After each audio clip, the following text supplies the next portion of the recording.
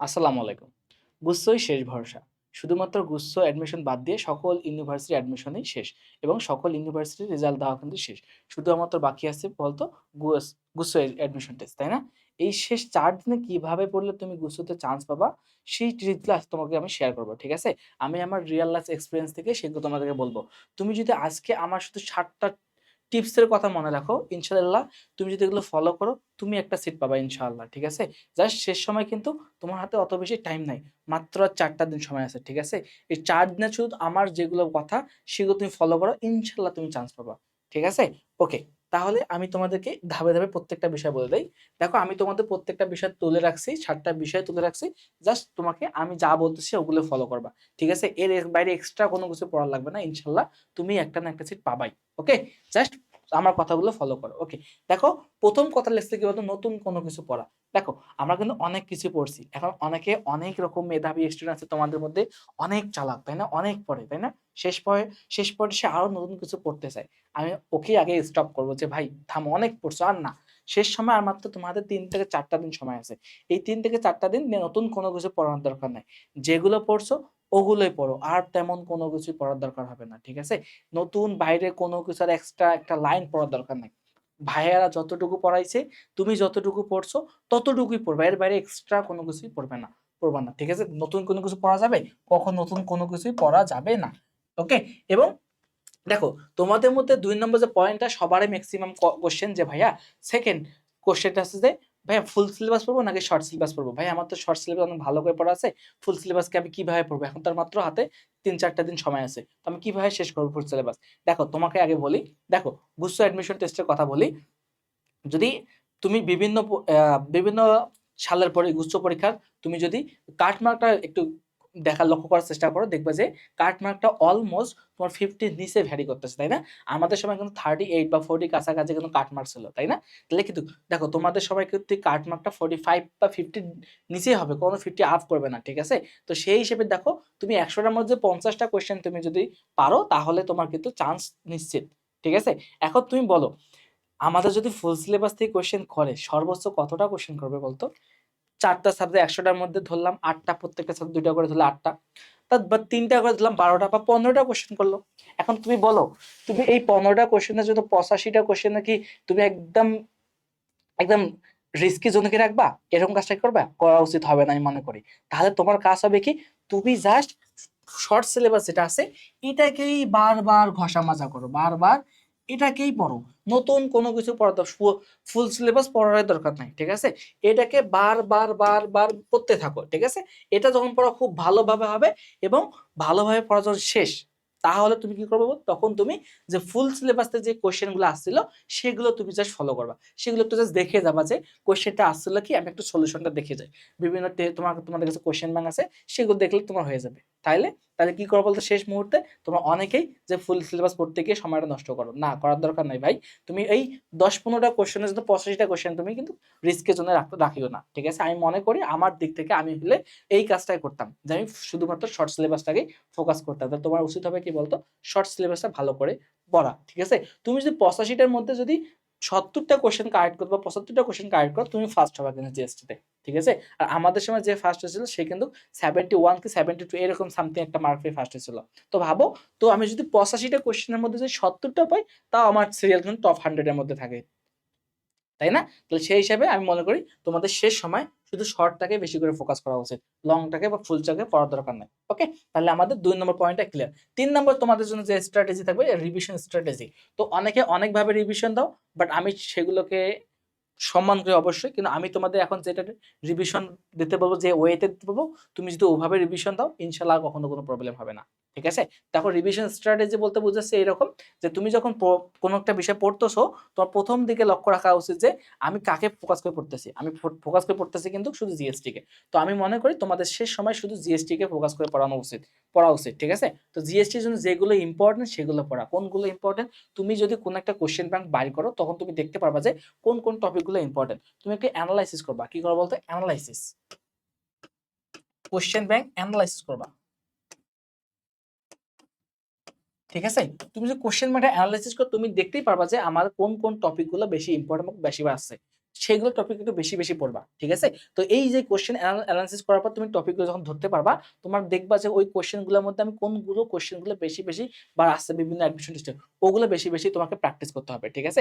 প্র্যাকটিসের কোনো বিকল্প নেই, প্র্যাকটিস তোমাকে মাস্ট করতেই হবে, ঠিক আছে? ওই কোশ্চেন গুলো বেশি বেশি প্র্যাকটিস করবা, ঠিক আছে?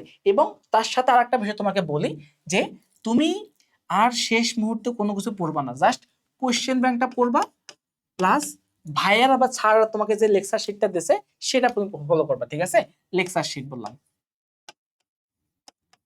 লেকচার স্লাইড, এটাই পড়বা, দ্যাটস এনাফ। আর কোনো কিছু পড়ার দরকার নাই। তোমাকে শেষ মুহূর্তে কি বই পড়তে হবে? না ভাই, বই পড়ার দরকার নাই। তুমি জাস্ট কোশ্চেন ব্যাংকটা পড়লেই হবে কিন্তু। ঠিক আছে? যদি সময় তোমার হাতে থাকে, এনাফ সময় থাকে যে ভাই আমার কোশ্চেন ব্যাংক একদম একদম আমার ঝাঁঝরা করে ফেলছে, একদম পড়ে শেষ করছি আমি ঠোঁটস্থ একদম কোশ্চেন ব্যাংক, এবং লেকচার নোটটা মোটামুটি সবগুলা আয়ত্তে, সবগুলা কোশ্চেন পারি, তাহলে তুমি দেন বইয়ের মধ্যে যাবা। ঠিক আছে? পরে তুমি চাইলে একদম মেইন বুকটা তুমি একটু দেখে রাখতে পারো। জাস্ট দাগানো লাইন কোনগুলো বলতো? দাগানো লাইন, ঠিক আছে? এটা কিন্তু ম্যান্ডেটরি না, এটা হচ্ছে আমাদের অপশনাল, ঠিক আছে? এটা হচ্ছে আমাদের কি বলতো? অপশনাল।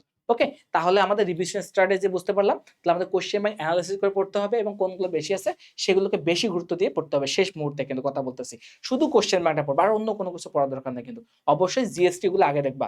জিএসটি রিলেটেড কোনগুলো আছে বলতো? ইসলামিক ইউনিভার্সিটি আছে, জাস্ট আছে, এগুলোকে বেশি বেশি ফোকাস দিয়ে করবা, ঠিক আছে? এইগুলো যেগুলো আসছিল ওগুলো কোশ্চেন তুমি বেশি বেশি সলভ করবা, অন্য কোনো কিছু সলভ করা এখন তো এই মুহূর্তে রাজশাহী বা চট্টগ্রাম ইউনিভার্সিটির কোশ্চেনগুলো এগুলো সলভ করা আমি মনে করি দরকার নাই, ঠিক আছে? ঢাকা ইউনিভার্সিটি এগুলো কোশ্চেন সলভ করার দরকার নাই। তুমি কুষ্টিয়া ইউনিভার্সিটি দেখো, ইসলামিক ইউনিভার্সিটি কুষ্টিয়াতে অবশ্যই ওটা দেখো, তুমি জাস্ট দেখো, ঠিক আছে? যেগুলো তোমার গুচ্ছের আন্ডারে আছে সেগুলো তুমি একটু ভালো করে দেখো, তাহলে আমার এই রিভিশন স্ট্র্যাটেজি ঠিক হয়ে যাবে। ওকে, নেক্সট কোশ্চেন, সেটা হচ্ছে কি বলতো আমাদের সমস্যা চিহ্নিত করো। তুমি যখন কোনো কিছু পড়বা তখন তুমি সেই প্রবলেমের মধ্যে যেটা তুমি প্রবলেম সলভ করতে পারতেছ না সেটাকে তুমি ফাইন্ড আউট করে রাখবা, ঠিক আছে?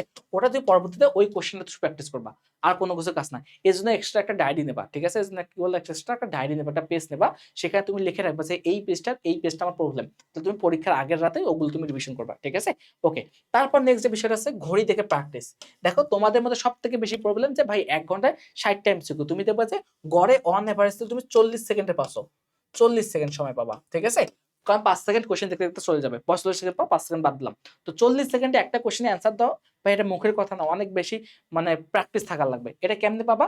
এটা তখনই হবে যখন তুমি বাসায় ঘড়ি দেখে দেখে প্র্যাকটিস করবা। তুমি কোনো একটা মডেল টেস্ট দিচ্ছ বা কোনো কিছু দিচ্ছ, সেই সময় তুমি ঘড়ি দেখে দেখে প্র্যাকটিস করবা, কারণ আমার যে টার্গেট থাকবে যে আমি একটা এমসিকিউ সর্বোচ্চ ৪০ সেকেন্ড সময় দেবো, আমি ২০টা এমসিকিউ বের করলাম, ২০টাতে ৪০ সেকেন্ড করে যত হয় সেই সময়ের মধ্যে আমাকে সলভ করা লাগবে বা তার আগে একটু সলভ করা লাগবে। তুমি যখন এরকম মাথাকে টার্গেট দিয়ে পড়াশোনা করবা তখন তো মাথা তোমার অ্যাক্টিভনেস বেড়ে যাবে, আর মাথা অবশ্যই বুঝে যাবে যে না আমাকে আরো বেশি অ্যাক্টিভলি কাজ করতে হবে, কারণ আমি যদি একটু কম একটু ধীরে চিন্তা করি তাহলে কিন্তু আমার টাইমলি শেষ করতে পারবো না। যখন তুমি মাথাকে এইভাবে ইনপুট দেবা, মাথা অটোমেটিক্যালি মাথার মতো ইনপুটটা সেভ হবে, এই পরীক্ষা হলে যথেষ্ট বেশি হেল্পফুল হবে, ঠিক আছে? ওকে, তাহলে এইভাবে পড়বা কিন্তু, ঠিক আছে? তো ঘড়ি দেখে দেখে প্র্যাকটিস করতে হবে।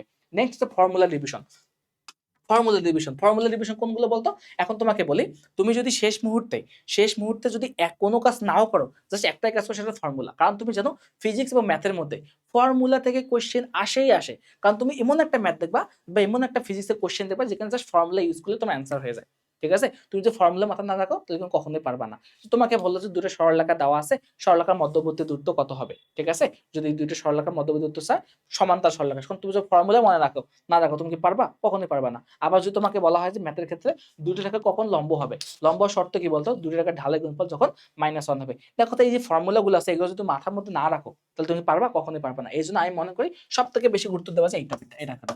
মানে ডেইলি তুমি প্রতিদিন, এই মুহূর্তে ৪ দিন আছে না, এই ৪ দিনের জন্য তুমি প্রতিদিন সকালবেলা উঠে প্রত্যেকটা ফিজিক্স এবং ম্যাথের ক্ষেত্রে যতগুলো ফর্মুলা আছে সবগুলো পড়বা, ঠিক আছে? এখন কেমিস্ট্রির জন্য কি করবা? কেমিস্ট্রির জন্য আমি মনে করি যে অর্গানিকের ক্ষেত্রে জাস্ট নামধারী বিক্রিয়া, নেম রিঅ্যাকশন গুলো এগুলো তুমি ভালো করে পড়বা। নেম রিঅ্যাকশন, যে কোনটা উডস বিক্রিয়া, কোনটা রোজেনমান বিক্রিয়া, জাস্ট এগুলো নামধারী বিক্রিয়াগুলো ভালো করে পড়বা, এবং কিছু স্পেশাল বিক্রিয়া আছে এগুলো তুমি ভালো করে পড়বা। দ্যাটস ইট, আর কোনো কিছু লাগবে না তোমার। ইনশাআল্লাহ এভাবে তুমি যদি এই ৬টা রুল ফলো করে তুমি যে পড়ো, ইনশাআল্লাহ তুমি প্রত্যেকটা কোশ্চেনে অ্যান্সার করতে পারবা। কি বললাম বলতো? প্রত্যেকটা কোশ্চেনে অ্যান্সার করতে পারবা। ওকে, লাস্ট টপিক হচ্ছে আমাদের কি বলতো?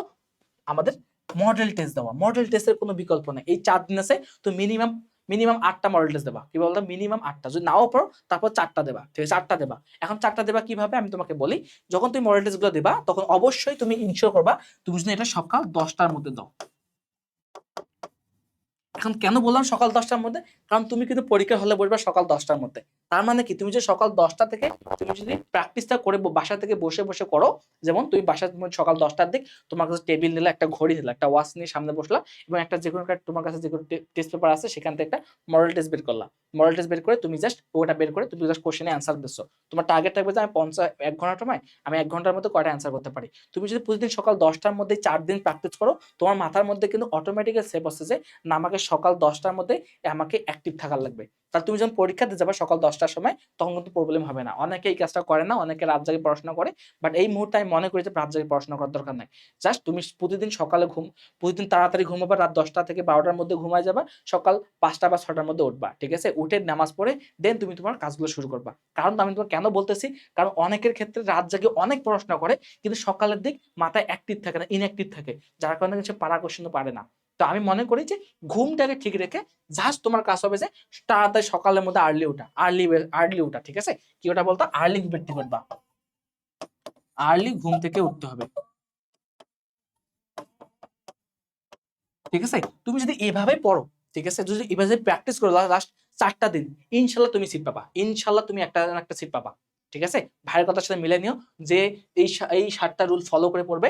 সে যদি চান্স নাও তারপর আমাকে বলিও। ইনশাআল্লাহ তোমার পাবা। ঠিক আছে? আমি যা, যা বলছি প্রত্যেকটা জিনিস ফলো করতে হবে। ওকে? তাহলে ইনশাআল্লাহ এর মধ্যেই তোমার ফুললি প্রিপারেশন হয়ে যাবে। ওকে? তাহলে তোমরা এভাবেই পড়াশোনা করতে থাকো। তো সবার জন্য অনেক দোয়া ও শুভকামনা। সবাই ভালোভাবে পরীক্ষা দাও। এই দোয়া করেই তোমাদের জন্য। আর তোমাদের অ্যাডমিশন রিলেটেড যত কোশ্চেন আসেন না কেন তোমরা আমাকে জানাতে পারো। ইনশাআল্লাহ আমি প্রত্যেকটা কোশ্চেনে তোমাদেরকে উত্তর দেওয়ার চেষ্টা করব এবং তোমাদেরকে সঠিকভাবে গাইড করার চেষ্টা করব। যদি তোমাদের কোনো প্রবলেম থাকে, কোনো বিষয়, কোনো কিছু জানার থাকে, তুমি এই ভিডিওর কমেন্টে জানাতে পারো। ইনশাআল্লাহ আমি তোমাদেরকে অবশ্যই অ্যান্সার দেওয়ার চেষ্টা করব। সবাই ভালো থাকবা।